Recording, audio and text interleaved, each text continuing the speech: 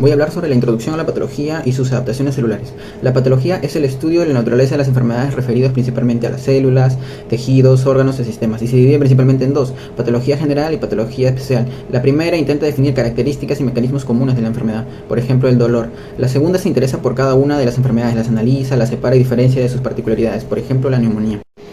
Salud y enfermedad. Los estados tienen límites que fluctúan en el individuo durante toda la vida y van a depender de diversos factores. Estos pueden agruparse en tres: el agente, el huésped y el medio. Huésped es todo ser vivo sobre el cual actúan el medio y el agente. En él se deben considerar algunos factores que van a modificar su sensibilidad a la respuesta del mismo a las agresiones que recibe, por ejemplo factores como la raza, la edad, el sexo, condición socioeconómica, etc. Agente es el factor o elemento de la naturaleza viva o inerte cuya presencia o alteración puede iniciar o mantener un proceso morboso. Se clasifica de manera biológica como virus, bacterias, de manera física como mecánicos o radiaciones ionizantes y de manera química. Ambiente. Juega un papel determinante dado que las condiciones supeditan que los agentes sean capaces o no de llegar al huésped. Existen condiciones físicas como el clima y los terrenos, condiciones económicas como las fuentes de trabajo y condiciones sociales como políticas educacionales y sanitarias. Adaptación celular. Son respuestas funcionales y estructurales reversibles ante situaciones de estrés fisiológico más graves y ante algunos estímulos patológicos, durante los cuales se deben conseguir nuevos estadios de equilibrio. Se pueden clasificar en hipertrofia. Es el aumento de tamaño de las células que conlleva un aumento del tamaño del órgano al que se ve afectado. Puede ser fisiológico, por ejemplo, el crecimiento masivo del útero durante el embarazo. Y de manera patológica, como ocurre en el corazón cuando hay una alteración del tamaño del fenotipo de cada miocito debido a la cantidad excesiva de trabajo que se le da al órgano. Hiperplasia. La hiperplasia es el aumento del tamaño de un órgano o tejido debido a que sus células han aumentado en número. Fisiológicamente es el caso de la glándula mamaria por causas hormonales, y de manera patológica tenemos como ejemplo la hiperplasia endometrial o la verruga cutánea. Atrofia es una reducción del tamaño de un órgano o tejido secundario a una reducción del tamaño y número de células. Fisiológicamente tenemos, por ejemplo, en estructuras embrionarias como el útero posparto, y patológicamente debido a, por ejemplo, reducción de la carga de trabajo en lo laboral o reducción en la irrigación sanguínea. Por último, tenemos a la metaplasia. Esta es un cambio reversible en el que una célula diferenciada se sustituye por otro tipo celular. Un buen ejemplo es en el caso del esófago de Barrett. Bueno, en síntesis, aplicación clínica. En la carrera de fisioterapia, los conocimientos sobre la patología y las adaptaciones celulares nos van a permitir conocer los aspectos del proceso patológico que más adelante veremos en nuestros pacientes. Por ejemplo, en el caso de las atrofias musculares, esto nos facilitará trazar nuestros objetivos y plan de tratamiento, con la finalidad de brindar una buena praxis al paciente. Buenas tardes, profesora, compañeros. A mí me toca exponer sobre la semana 2 para el trabajo de AT1, en el cual voy a estar hablando sobre lesión y muerte celular. Muy bien. Se produce una lesión celular cuando las células son sometidas a estrés de modo tan intenso que ya no son capaces de adaptarse.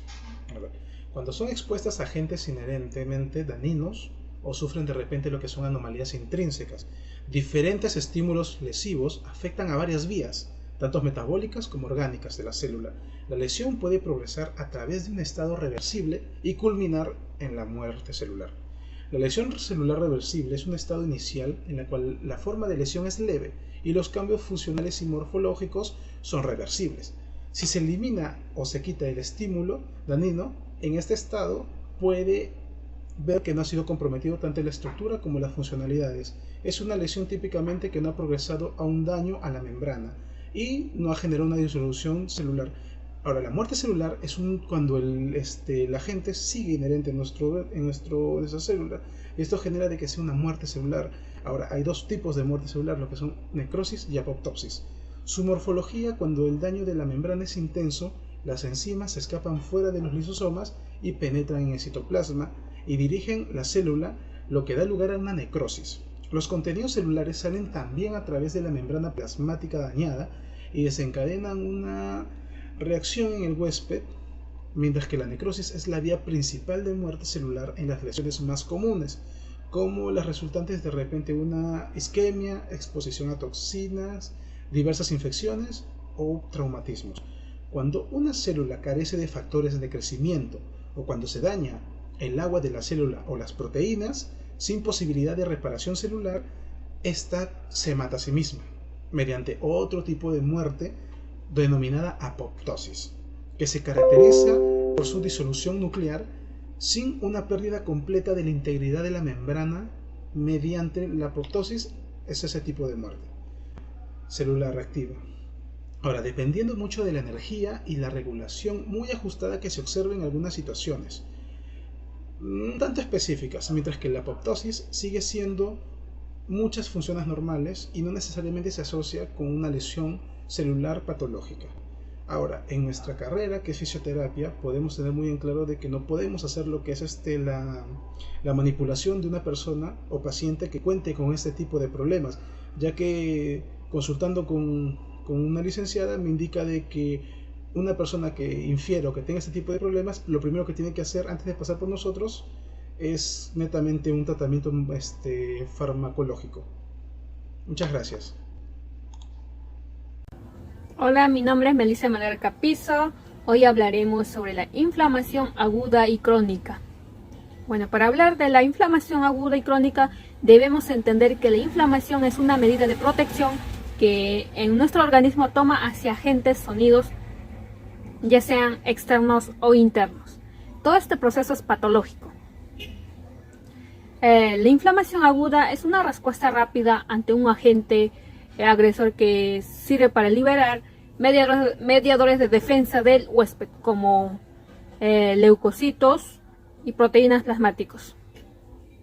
Por ejemplo, el enrojecimiento o rugor, el edema o tumor, el calor, que es el aumento de la temperatura en una zona inflamada.